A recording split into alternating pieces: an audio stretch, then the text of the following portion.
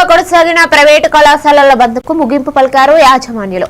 ఉప ముఖ్యమంత్రి బట్టి విక్రమార్క, మంత్రి కోమటిరెడ్డి వెంకటరెడ్డి మధ్య జరిగిన చర్చలు సఫలమయ్యాయి.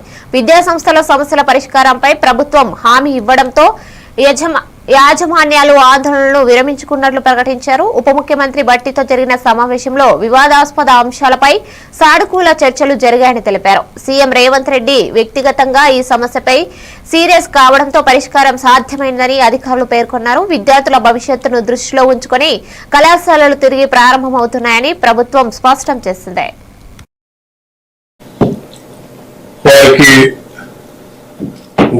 చెప్పినట్టు 1200 కోట్లకు సంబంధించి 600 కోట్ల గతం రిలీజ్ చేశాం.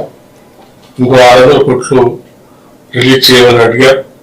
ఈ నెలలో దానికి సంబంధించి వెంటనే 2-3 రోజుల్లో వాటి పరిష్కారం చేస్తూ అదనంగా ఇంకో 300 కోట్లు కూడా, అంటే మొత్తంగా 1500 కోట్లకు సంబంధించి వారు అడగటం జరిగింది. తప్పనిసరిగా వాటిని పరిష్కారం చేసే దిశలో ఒక యాక్షన్ ప్లాన్ కూడా ప్రకటించి వారికి చెప్పడం జరిగింది.